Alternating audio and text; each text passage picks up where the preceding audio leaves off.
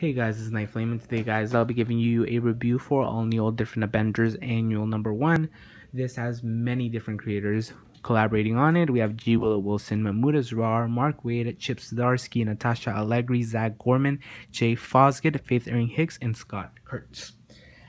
Yeah, it's just an annual. Annuals for Marvel are usually fun. They have nothing to do with the plot that's going on in the book whatsoever, and they're just fun. For DC, it's more like, annuals that are kind of part of story arcs. But for this one, it's a fun annual, so let's get started with it. I'll give you my thoughts. I mean, the review first, or not the review, summary.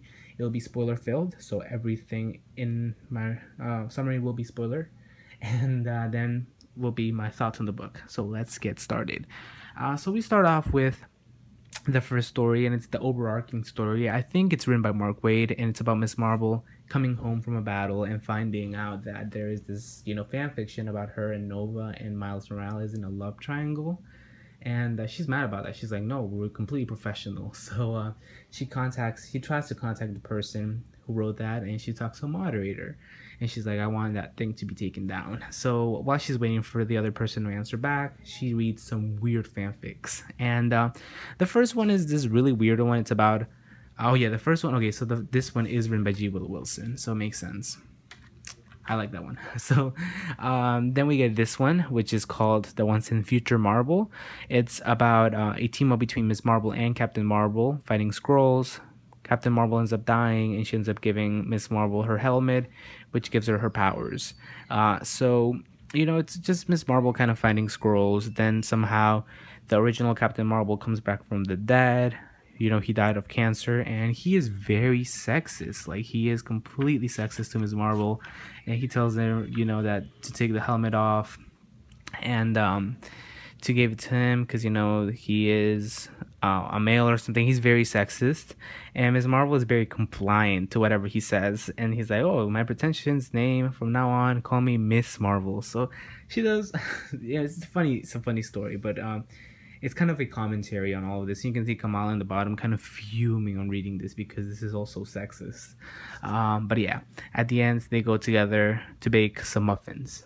So it's so weird, but yeah, that's what happens at the end. The second story is a She-Hulk story. This is written and drawn by Natasha Allegri, and it's about She-Hulk being in basically an adventure that's being created in like present time, I guess. You can see that She-Hulk is given like adventures while she's talking. She has a crush. She fights her ex-boyfriend or whatever, who's this big white creature. I'm not sure what he is. And yeah, it's funny and it looks cool. Nothing against that. Then we have the Jay Fosgate story with Ms. Marvel and Spider Mole, or Ms. Marvel and Spider Mole. They're right here. They're going on an adventure. It's basically a date where they fight different villains that are all animal based, and that happens. And at the end, Ms. Marvel, says it's a date, and she takes Spider-Man on the date. The next one is the Ms. Marvel and Squirrel Girl battle, which is funny, and you can see the Squirrel Girl ends up being victorious. So funny. I like this one. And last but not least, we have the When I Met Ms. Marvel, and it's about this guy who writes about how he met Ms. Marvel and how Ms. Marvel thought he was the coolest person ever and how he had a crush on him. And it was funny. So that's at the end, and at the end you can see that the overarching storyline gets solved.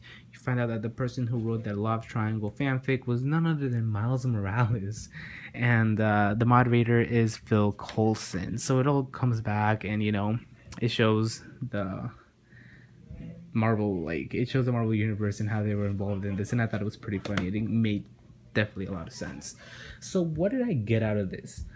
First of all, I now can confirm that Marvel is indeed trying to go the direction of a romance between Miss Marvel and Miles Morales, and I'm not complaining. That makes completely sense. We've seen their interactions before, but we never had like a confrontation like, oh yeah, 400% they're in love, or they're like trying to date or whatever. But yeah, we've seen actually Miss Marvel guest star in Spider-Man's ongoing. Then we've seen, I guess, Spider-Man also guest starred in Miss Marvel's ongoing. So they've been at each other's books. But yeah, so this one kind of made sense. It was funny. There's definitely like the good ones, and there's some like ones. I have to say the Miss Marvel one with the fanfic, the overarching one with Mahmoud Ra was actually pretty good.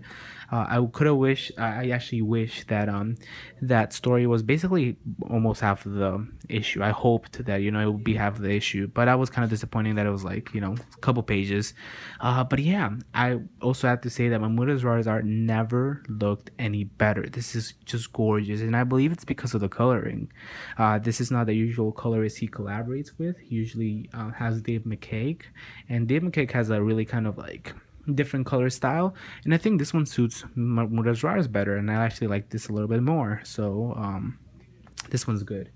The Chip Zdarsky one and Mark Waid, that one was a commentary, and it was funny. It wasn't my favorite, but it was funny.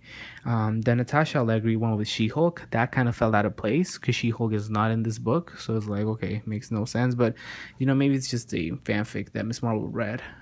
This one was funny, I guess. I didn't really like this one. The Squirrel Girl one was probably one of my favorites. I thought this was fun.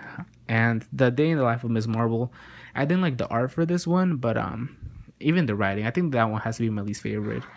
But yeah, it had its highs, it had its lows. But I think overall it's a fun book. It's a fun break book. Like, you can read really serious books and get into this one, and you can actually enjoy this. So overall, I gave this a 7.5 out of 10. I think it's definitely better than the ongoing issue. Like, we got issue 13 and the annual number 1 the same week.